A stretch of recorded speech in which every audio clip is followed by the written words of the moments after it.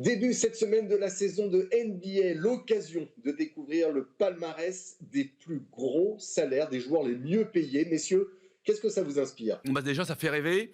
Le premier, c'est LeBron James, avec des revenus aux alentours de 117,6 millions de dollars. Encore une fois, c'est faramineux.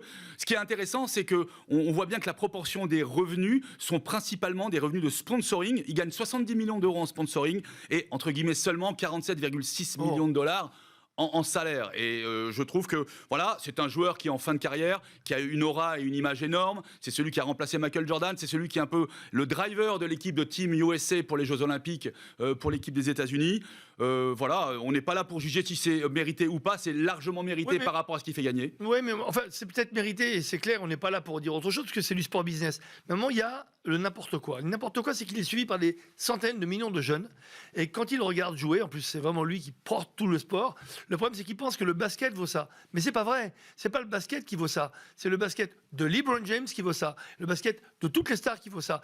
Et le problème, c'est qu'on est en train de donner une image au basket qui est un peu complètement outrancière par rapport à l'argent. Donc, c'est très bien la valeur financière, mais la valeur du sport est plus importante. Et moi, j'ai peur qu'un gamin qui regarde ça se dise, tiens, mais moi aussi, je veux gagner 100 millions de dollars par an, je vais faire du basket. Mais si c'est ça, on va dans le mur. C'est un petit peu ce qui se passe aujourd'hui dans le sport mondial et dans le football, qui est le sport avec une ligue ouverte, alors que là, on est en ligue fermée. On le voit, Cristiano Ronaldo, fin de carrière, d'accord. Il est vraiment à l'entame. C'est terminé pour lui. 260 millions de dollars de revenus avec 200 millions de salaires. Mais uniquement pour faire de l'image. N'oublie pas que l'Arabie Saoudite, quand ils font ça, c'est pas pour avoir un super championnat avec des grands joueurs. C'est que aujourd'hui, Cristiano Ronaldo, c'est pour l'image, pour dire, vous vous rendez compte, si Ronaldo vient chez nous, ça veut dire que notre championnat est au top niveau. Ils ont fait ça avec plein d'autres gens. Ils achètent les gens, évidemment, 10 fois leur salaire, 20 fois, 30 fois, ils n'en ont rien à faire. C'est pas un problème d'argent.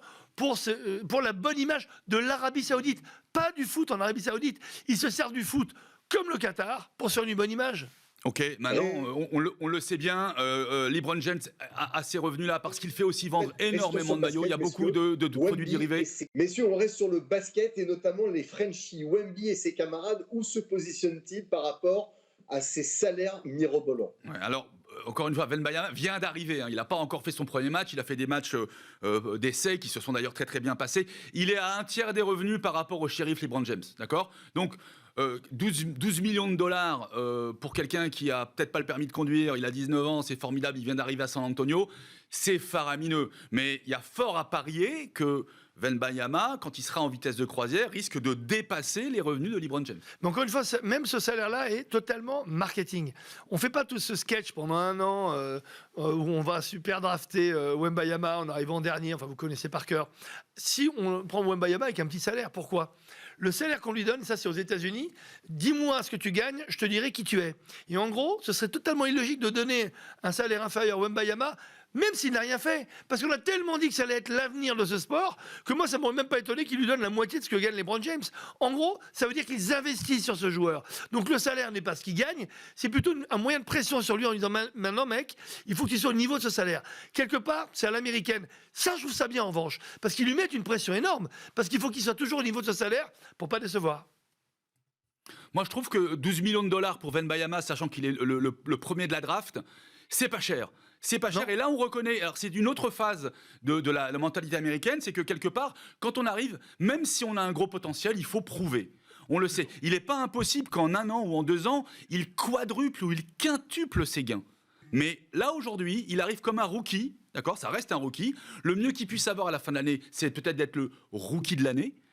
Et s'il est rookie de l'année, alors à ce moment-là, on va passer à l'étape multiplicatrice. Oui, mais n'oublions pas que c'est la curiosité. C'est un rookie, c'est super, mais c'est même pas une star, c'est une curiosité. C'est-à-dire que tout le monde entier du basket veut voir Wemby jouer. Ils se disent tous, oh là là, ce mec. Donc ça veut dire, non seulement il a le salaire, il a la pression, il a le public, donc il ne peut que performer, sinon ça va être très compliqué pour lui à gérer. Et pareil pour l'image qu'il peut donner auprès des jeunes qui ont envie de gagner beaucoup d'argent dans le sport ou envie de faire du basket et de gagner de l'argent derrière.